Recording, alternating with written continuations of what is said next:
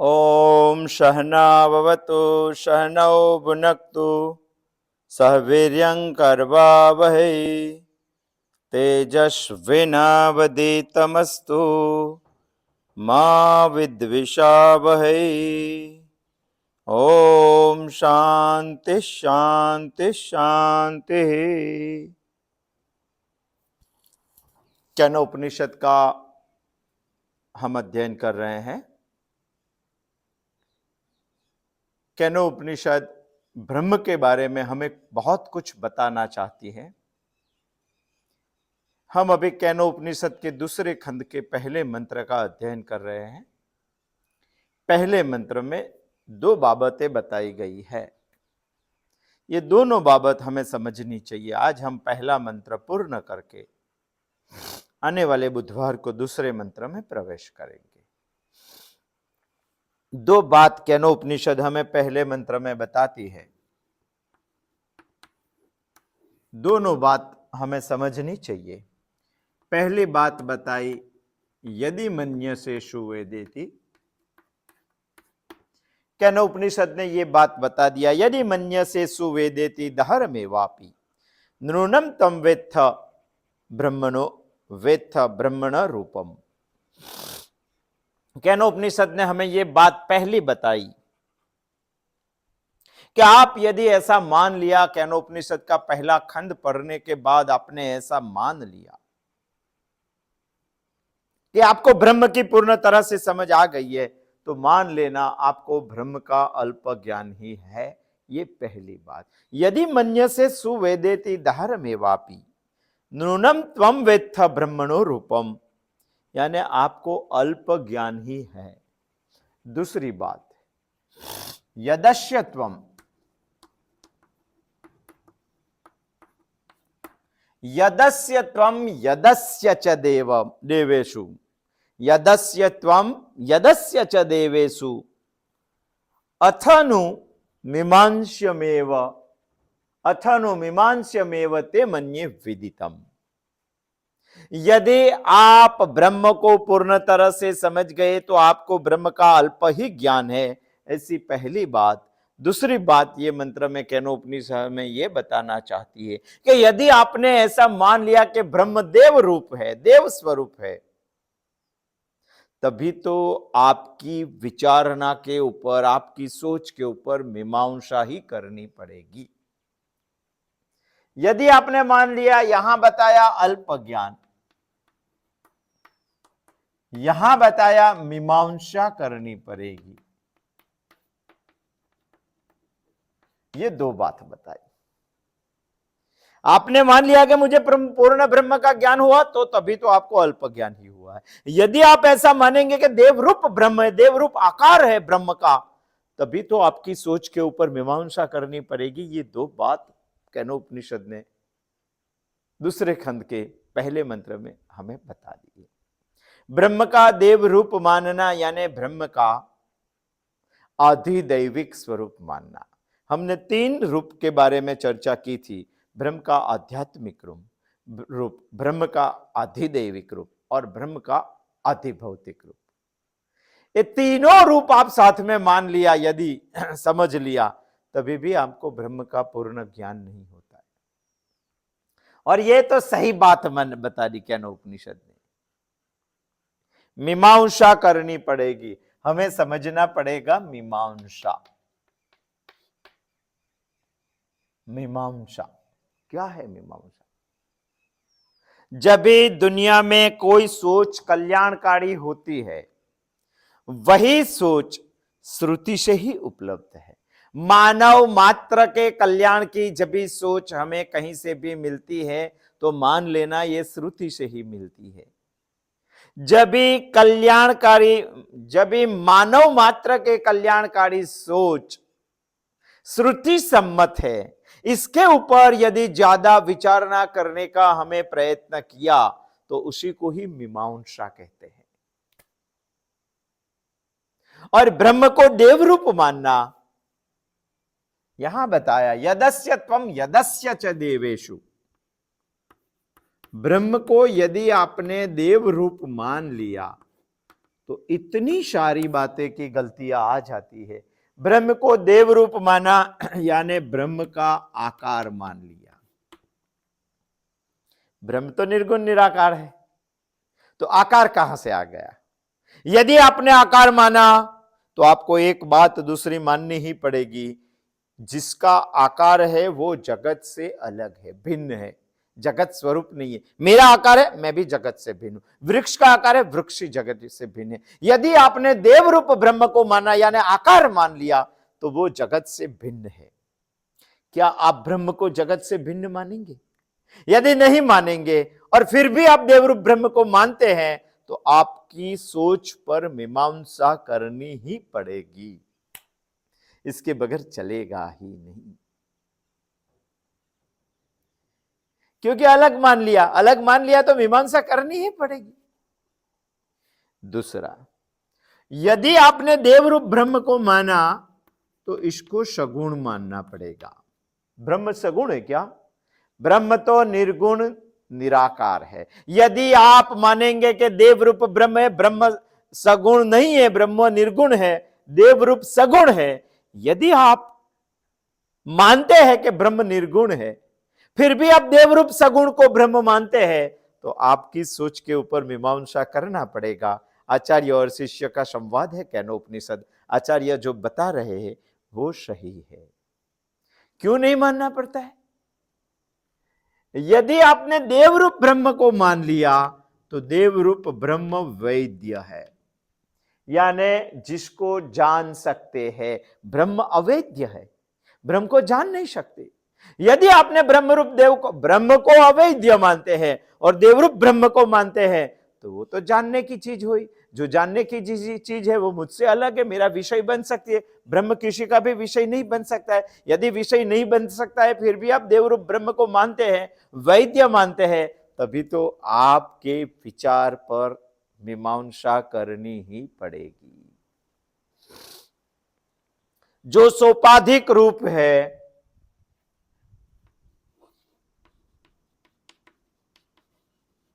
यदि आपने ब्रह्म को देवरूप मान लिया, यदस्य त्वं यदस्य च देवेषु अथनुमीमांस्यमेव ते मन्ये विदितम, तो मीमांसा करनी ही। यदि आपने ब्रह्म को देवरूप माना तो ये रूप तो सोपाधिक है। यदि वो सोपाधिक है तो ब्रह्म तो निरूपाधिक है। आप ब्रह्म को निरूपाधिक समझते हैं और सोपाधिक को ब्रह्म मानते हैं, तभी तो आपकी सोच ऊपर मीमांसा करनी ही पड़ेगी, करनी ही। क्योंकि सोपाधिक रूप दुनिया में अनेक है। ये अनेक में से कोई एक रूप आप जानते हैं, तो वही हुआ। आपको अल्प ज्ञान है, पूर्ण ज्ञान कहां है? यदि मन्यसे सुवेदेति दहरमेवापि नृणं त्वं वेत्थ ब्रह्मणो रूपम। श्रुति ने बताया कि आपको अल्प ज्ञान है, वो बात सही हो गई, सही होगी।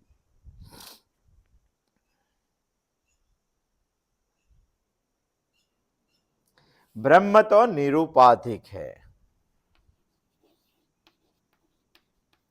निरूपाधिक ब्रह्म है, और निरूपाधिक ब्रह्म अवेद्य है। फिर भी आप ऐसा मानते हैं कि मैंने यदि मन्य से मैंने माना सुवेति धारमेवापि, अच्छी तरह से मैं ब्रह्म को जान गया हूं।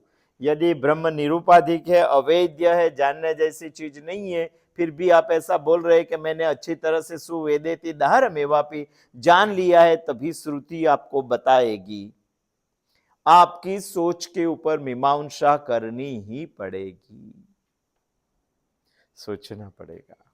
इसीलिए केनोपनिषद ने दूसरे खंड के पहले मंत्र में जो 2 पंक्तियां बताई वो बहुत सोचने जैसी है।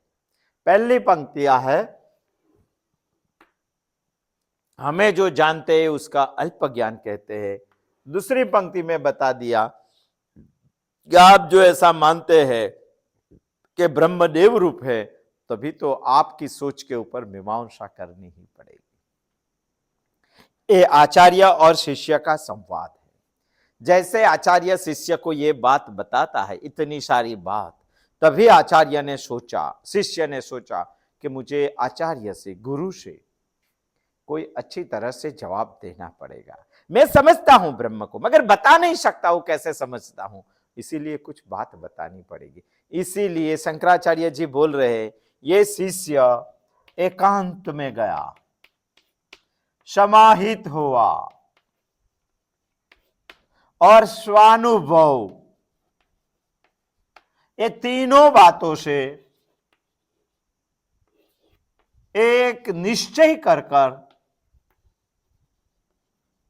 जागृत होकर, गर्जना करके उन्होंने एक बात बताई शिष्य ने आचार्य से। वो बात है केनोपनिषद के दूसरे मंत्र का दूसरे खंड का दूसरा मंत्र है। सोचने जैसा है।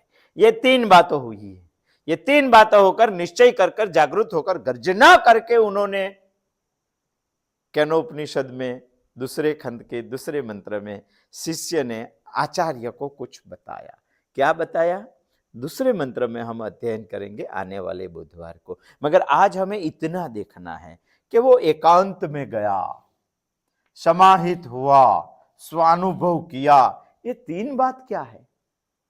तीन बात वो सोचनी पड़ेगी, क्योंकि अभी इस मंत्र में आगे शिष्य आचार्य को प्रत्युत्तर दे रहा है, वो भी हमें सोचना है। मगर पहले उनकी पूर्व भूमिका सोचनी पड़ेगी कि इतना सारा सुनने के बाद शिष्य ने कुछ जवाब दिया गुरु जी को, मगर जवाब देने से पहले वो एकांत में गया। अभी हमें यह सोचना पड़ेगा कि एकांत माने क्या। सामान्यतः हम सोचते हैं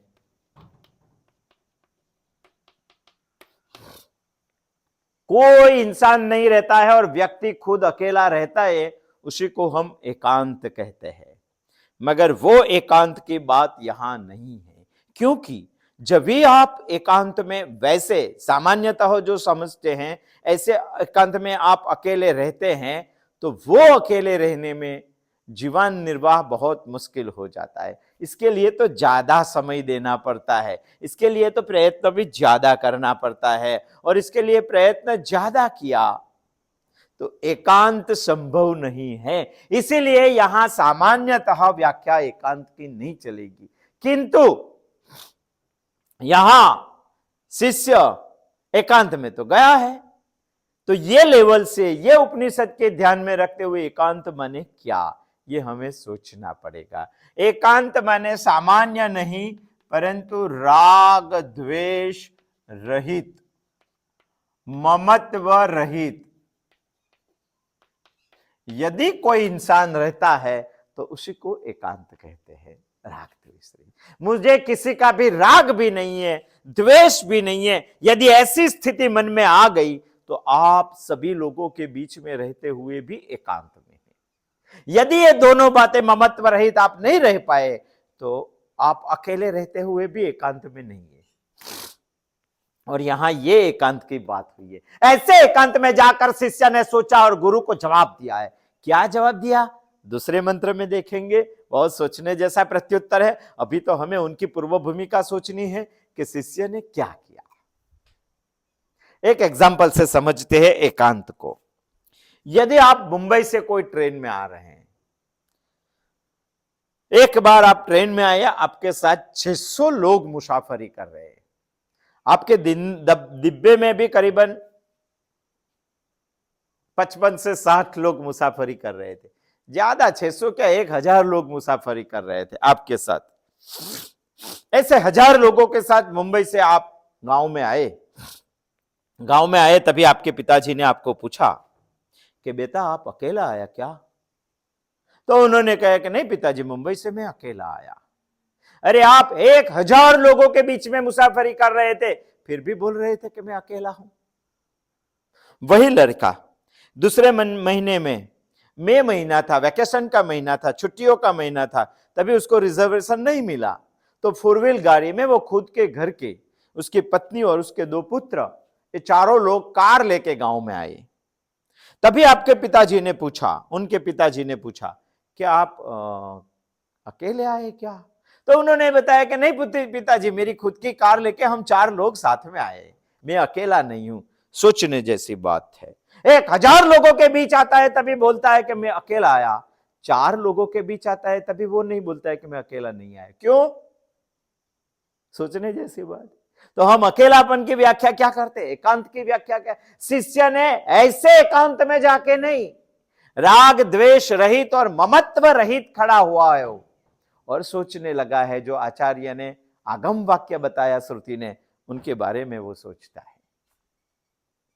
अकेलापन माने 1000 लोगों के साथ ट्रेन में जब मुसाफरी कर रहा था तो कोई इंसान ऐसा नहीं था 1000 लोगों में जो उनके पुत्र के साथ ममत्व, राग या द्वेष हो। इसीलिए उनको लगा कि मैं अकेला हूं। मगर 4 लोग कार में आए तभी चारों लोगों के साथ उनको ममत्व था, चारों लोगों के साथ उनको राग था। इसीलिए उनको लगा कि मैं अकेला नहीं हूं। 1000 लोगों के बीच में वो अकेला है, 4 लोगों के बीच में वो अकेला नहीं, क्योंकि वहां ममत्व है, वहां राग द्वेष है। जहां ये दोनों चीज नहीं रहती है वहां ही एकांत खड़ा होता है। अकेला मगर मन में कुछ भी भर के नहीं लाने का। यदि आपके मन में भरपूर मसाला भरा हुआ है तो वे वेरी डेंजरस है। किसी को खड़ा करना है तो मन हमारा कहीं भी जगह पे कुछ भी खड़ा कर लेता है, और हमारे साथ नाचने घूमने का बाद भी मन हमारे साथ खड़ी करके बता देता है। इसीलिए मन वेरी डेंजरस है। कोई व्यक्ति के बगैर भी व्यक्ति खड़ा करके हमको उनके साथ खिलाना कर सकते हैं। इसीलिए मन में राग ना हो, द्वेष ना हो, किसी के प्रति ममत्व ना हो। यदि ऐसी स्थिति आई तभी इसको एकांत बोलते हैं। ये शिष्य ऐसे एकांत में गया, समाहित हुआ। समाहित माने क्या? समाहित माने मन का समाधान वाला बन गया, समाधानी मन वाला बन गया। आचार्य ने जैसा उपदेश दिया, अन्य देव तद विदितात अथो अविदितात अधि, ऐसा आगम वाक्य बताया। वही आगम वाक्य में आचार्य ने जैसे वाक्य बताया, जैसा अर्थ बताया, उसी तरह उसके वाक्य और अर्थ के ऊपर सोचने की उनकी तैयारी हो गई, क्योंकि मन उसका भटकता नहीं है। उसको ही बोलते हैं समाधानी मन। समाधान के बगैर मन कभी श्रुति की सोच नहीं कर पाता है। हमें सोचना चाहिए कि मन में समाधान क्या आता है। हमारे जीवन में हम असंख्य लक्ष्य रखकर दौड़ते हैं, भागते हैं। यदि हमारा असंख्य लक्ष्य हुआ तो हमारा मन कभी ये लक्ष्य पे जाएगा, कभी ये लक्ष्य पे जाएगा, कभी ये लक्ष्य पे जाएगा, कभी ये लक्ष्य पे जाएगा, भटकता ही रहेगा। मगर मन को सब लक्ष्य छोड़ के एक ही लक्ष्य मिल गया कि मुझे प्रभु को मिलना है, मुझे ब्रह्म को जानना है, मुझे ब्रह्म स्वरूप होना है, मुझे मोक्ष प्राप्त करना है। यदि उनको एक ही लक्ष्य मिल गया तो बाकी सब गौण हो जाएगा, वो भटकना बंद कर देगा, एक ही तरह लक्ष्य लगा के भागने की शुरुआत करेगा। उसी को बोलते हैं समाहित। शिष्य ने ऐसे गुरु के बताए हुए आगम वाक्यों पर सोचना शुरू किया और बाकी सभी लक्ष्य को बंद कर दिया, यानी वो समाहित हुआ, एकांत में हुआ, समाहित हुआ और स्वानुभव से सोचने लगा। स्वानुभव माने क्या? कई लोग मानते हैं कि स्वानुभव माने बहुत आत्यंतिक प्रकाश हो गया, बहुत बड़ा चमत्कार हो गया। ऐसी बात नहीं है। शास्त्रों ने जो बताया उसमें मेरी समझ कितनी है और मेरे अज्ञान जन्य स्वानुभव क्या है। शास्त्रों ने जो बताया वो मेरी समझ और मेरे अज्ञान जन्य अनुभव क्या है, वो दोनों के बीच का तफावत बिल्कुल ही निकल जाएगा, तभी अनुभव को स्वानुभव कहे जाएगा। शास्त्रों ने बताई हुई रीति और पद्धति से मुझे ज्ञान हुआ, वही ज्ञान से मेरा अनुभव निर्माण हुआ, उसी को बोलते हैं स्वानुभव।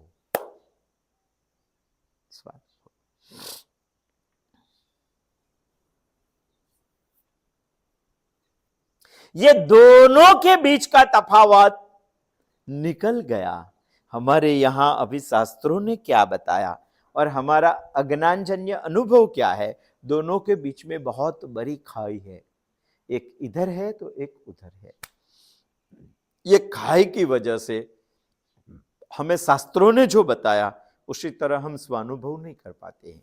ये शिष्य तो स्वानुभव की बात कर रहे हैं, स्वानुभव की बात कर।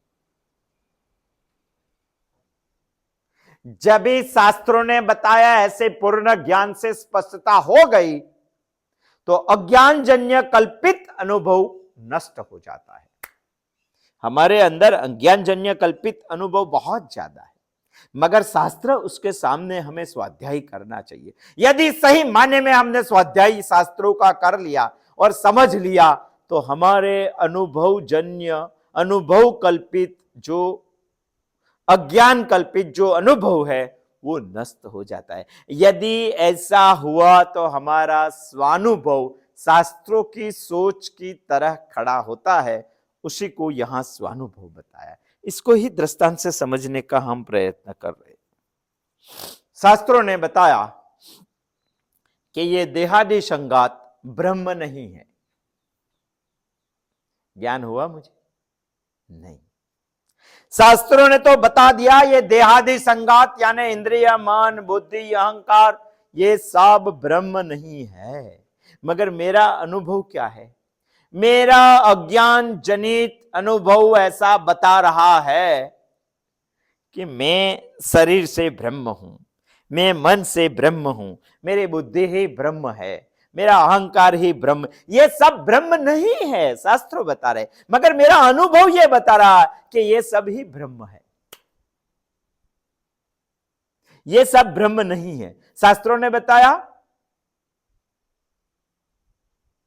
कि तेरा देहादि संगत ब्रह्म नहीं है, फिर भी ये शरीर वृद्ध होता है तभी मुझे ऐसा लगता है मैं वृद्ध हो गया, फिर भी ये शरीर बीमार पड़ता है तभी मुझे हो गया कि मैं बीमार हो गया, फिर भी मेरा मन कभी निराश हो गया तो मुझे लगता है मैं निराश हो गया। मैं माने ब्रह्म, और ब्रह्म कभी निराश नहीं होता, ब्रह्म कभी बीमार नहीं होता, ब्रह्म कभी मृत्यु नहीं होता।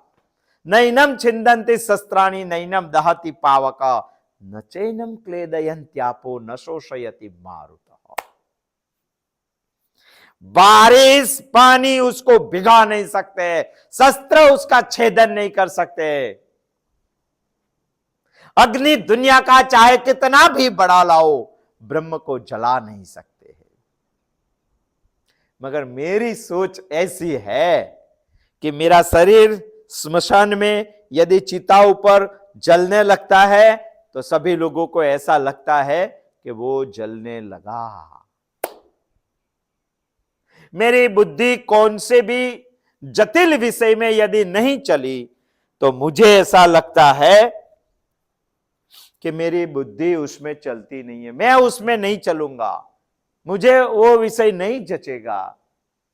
तो वो क्या है? मैं अनुभव से ऐसा समझ लेता हूं कि देहादि संगात ही ब्रह्म है। शास्त्र ऐसा बता रहे ये देहादि संगात ब्रह्म नहीं है। मैं समझता हूं ब्रह्म यही है, शास्त्र बता रहे ये नहीं है। ये दोनों के बीच के तफावत बहुत बड़े हैं। यदि ये दोनों के बीच में सोच की गहराई, सोच की खाई ज्यादा हुई है तो स्वानुभव कभी नहीं होता। मगर शास्त्रों ने जो बताया और हमारा जो अनुभव है उसके बीच की गैप यदि निकल गई, डिफरेंस तफावत यदि निकल गया तो मेरा अनुभव स्वानुभव हो जाएगा। हम तो ये सोच रहे हैं कि गुरु जी ने, आचार्य ने, केनो उपनिषद ने संवाद करके मुझे ब्रह्म का सही स्वरूप पहले खंड में ही बता दिया और दूसरे खंड में मुझे चेतावनी दे दी कि यदि आपने इतना जान के ऐसा बता दिया कि मैं पूर्णतः ब्रह्म को जान पाया हूं तो शास्त्रों ने, श्रुति ने बता दिया, तभी तो आपको ब्रह्म का अल्प ही ज्ञान हुआ है। ऐसा नहीं मैं देव को ब्रह्म समझता हूं। यदि आपने यदस्य देवस्य यदस्य यदस्य त्वम यदस्य च देवेषु, यदि आपने देव के आकार को ब्रह्म को समझ लिया तभी तो आपके सोच के ऊपर मीमांसा करनी पड़ेगी। ऐसा आचार्य ने बताया। तभी शिष्य ने सोचा कि आचार्य ने जो आगम वाक्य बताया था, शास्त्रों के वेदोक्त वाक्य, परम वाक्य जो बताया, अन्य देव तद विदितात अथ अविदिताद अधि, ये वाक्य के ऊपर मुझे बहुत ज्यादा सोचना पड़ेगा। ज्यादा सोचने के लिए शिष्य एकांत में गया, एकांत में जाकर समाहित हुआ, समाहित होकर स्वानुभव लिया। ये तीनों को लेकर शिष्य आया, तभी उन्होंने आश्चर्य से, एक पूर्णतः सत्य से, पूर्णतः निश्चितता से एक बात बताई। जब निश्चितता से बात बताता था तभी वो जागरूक था। जागरूक था इतना ही नहीं, तभी वो गर्जना करके बता रहा था। गर्जना करके बात कब बताते? जब भी उसके अंदर पूर्णतः सत्य की समझ आ जाती है, तभी वो गर्जना करके बता रहा था। इसीलिए हमें सोचना चाहिए कि मैं देहादि संघात ब्रह्म नहीं हूं, जो शास्त्र बता रहे हैं। स्वप्न का कोई अनुभव मेरा अलग ही है। स्वप्न में देह नहीं होता है, फिर भी मैं बहुत कुछ करता हूं, तो देह ही ब्रह्म है, ऐसा कहां से आया? ज्यादा सोचना पड़ेगा। ये बताने के लिए अभी गर्जना करके शिष्य ने क्या बताया, तो दूसरे खंड के दूसरे मंत्र में शिष्य कुछ बता रहा है। हमें सोचना पड़ेगा कि आचार्य जी ने ये बताया, ऐसा सिग्नल दिया, बाद में शिष्य ने क्या बताया। इसीलिए श्रुति हमें दूसरे मंत्र में, दूसरे खंड के पहले मंत्र में बता रहा है कि आप ब्रह्म का आध्यात्मिक रूप समझते हैं, वो भी पूर्णतः ब्रह्म नहीं है। आप ब्रह्म का अधिदैविक रूप समझते हैं, वो भी पूर्णतः ब्रह्म नहीं है। आप ब्रह्म का अधिभौतिक रूप समझते हैं, वो ही पूर्णतः ब्रह्म नहीं है। और तीनों मिला के भी पूर्ण ब्रह्म नहीं है। यदि आपकी ऐसी समझ है तो आपका अल्प ही ज्ञान है। यदि आप ऐसा समझते हैं कि ब्रह्म देव रूप है, तभी तो आपके सोच ऊपर हमें मीमांसा करनी ही पड़ेगी। ऐसा आचार्य ने बताया। तभी शिष्य क्या करता है? एकांत में जाकर समाहितता से, स्वानुभव देखकर, कुछ निश्चितता से, जागृत होकर, गर्जना करके कुछ बता रहा है। क्या बता रहा है? आने वाले बुधवार को देखेंगे कि शिष्य ने क्या बताया। केनोपनिषद के दूसरे खंड का दूसरा मंत्र। अस्तु। जय श्री कृष्ण।